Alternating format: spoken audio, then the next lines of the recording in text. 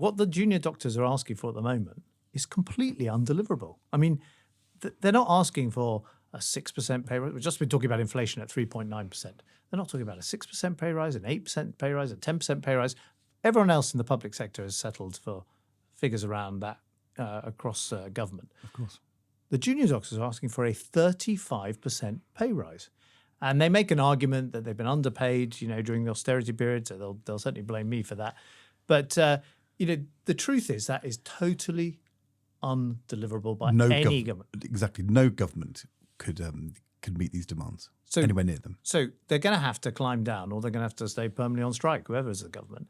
And I think their broader arguments, I thought this was actually well brought out in an interview with the president of the BMA on the Today programme a couple of days ago. Their broader arguments about the NHS and its funding are rightly matters not for the British Medical Association or for junior doctors, whether they're in training or not, but for elected governments. And should be fought out at the general election. So I can see why the government has got to resist these claims. I can see why the government's trying to say, look, this is totally unreasonable. But the truth is, it's doing real damage to the government's attempt to get the waiting list down. It has added to the waiting list, although not hugely. It's added, according to some calculations, about 3% to the total waiting list. But nevertheless, it's also having the effect of stopping all efforts to try and reduce those waiting lists. And the government is careering into a general election year with a massive NHS problem. That's right. And I think the people seeing other public sector workers, often on lower wages, settling for lower settlements are not going to be hugely on the side of junior doctors for this massive pay rise, even if they're sympathetic to what's happened to their pay over 10 years. And so in one sense, it does help Rishi Sunak. He will be able to say, when asked about his pledge, why are you missing your pledge this year? He'll be able to point to the junior doctor strike. But the idea that solves his political problem, I think, is for the birds, because the reality is with the National Health Service, it's not about what you see on the news. It's not about the political argument in Parliament. It is the lived experience people have with the NHS week to week, because so many of us have a member of our family who works in the NHS somewhere, or somebody who is in a procedure or on a waiting list. And so if it doesn't feel like it's getting better, if that's not the mood and the direction, then a political argument about who's to blame is not going to cut the mustard. So let me try a bit of fantasy politics here. So Rishi Sunak calls up Ed Balls, says, would you like to be the health secretary? Ed Balls says yes, which I know is quite likely. But what could you do in the next year that would make any difference? What would you if you're just running the system hot to get your election, get your NHS in better shape for the general election, what would you do?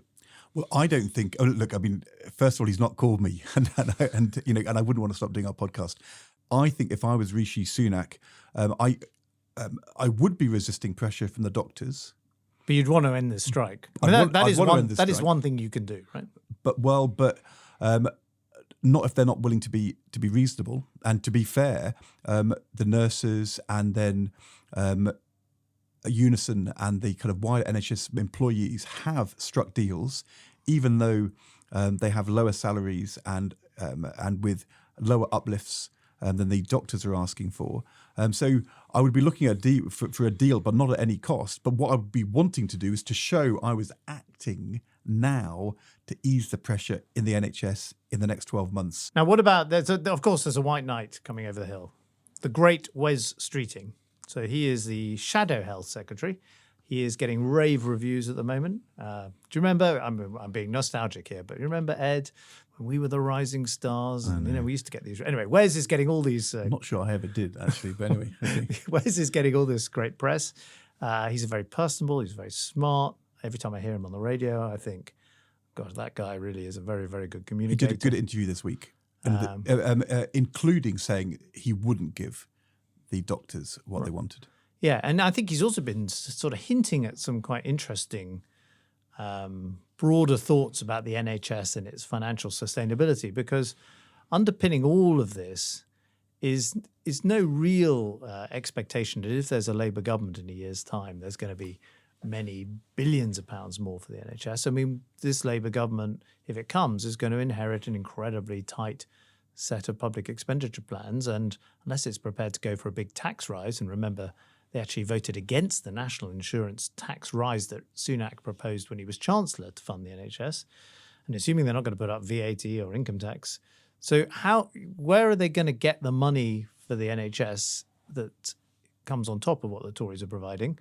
And if they're not going to do that, are they going to reform the NHS? Are they going to be like Richard Nixon goes to China, to use the political phrase, i.e., be the great bold reformer because they have permission to be so on the NHS? Or are things just going to muddle along? Well, I think he's doing a good job talking about prevention, the use of technology, using the facilities of the NHS 7 days a week rather than 5 days a week to be more efficient. All good stuff. And he needs to be talking about reform. Interestingly, he's not sort of getting involved in the old canard of the private sector would run it better, which Tony Blair talked about a lot in the 2000s. And then you allowed Andrew Lansley to experiment with in 2011-12 and proved that actually didn't work really well. Well, it was actually the other way around. Getting ditched. Those reforms was such a muddle that they ended up killing off some of that involvement of the private sector that had started under Tony Blair, and it was a good thing in my view. Streeting's talking some good stuff on reform.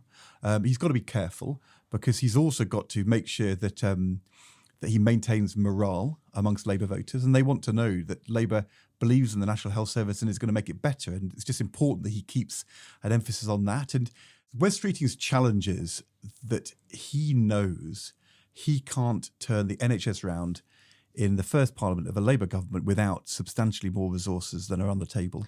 And the other reforms will help, but they won't solve it. So I've been looking at some of them just because, I think it's worth giving this a bit of an airing. I've been looking at this. It was quite amusing. The opposition are promising, as we know, to get rid of non-DOMs. And they're the non-DOM tax status. And they say that raises £3.2 billion. And I've been ticking off what they want to spend this £3.2 billion on so far. So there's breakfast clubs for every child. That's the Shadow Education Secretary's pledge. Then Wes Streeting has spent that same money on an NHS workforce expansion, i.e. more doctors and nurses, 2 million more appointments, an overhaul of outdated equipment in the NHS. And then Keir Starmer's gone and spent the money on 700,000 extra dentist appointments. And what he tells us is supervised toothbrushing. That really is the nanny state in action. Literally, supervising our toothbrushing. George, are you auditioning here to get back on the Tory front bench? Are you so riled by David Cameron being Foreign Secretary that you're going back to your roots? you want to be the shadow Health Secretary. I'm just trying to remind people how it's done.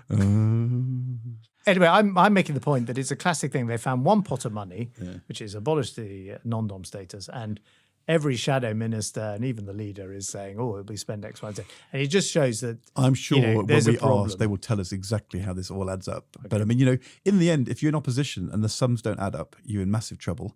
And you have laid down the gauntlet, and we better find out soon whether or not these sums add up. I thought that they were mainly spending this non-doms money on NHS stuff. I didn't know it was going for breakfast clubs. So it's something we need to interrogate.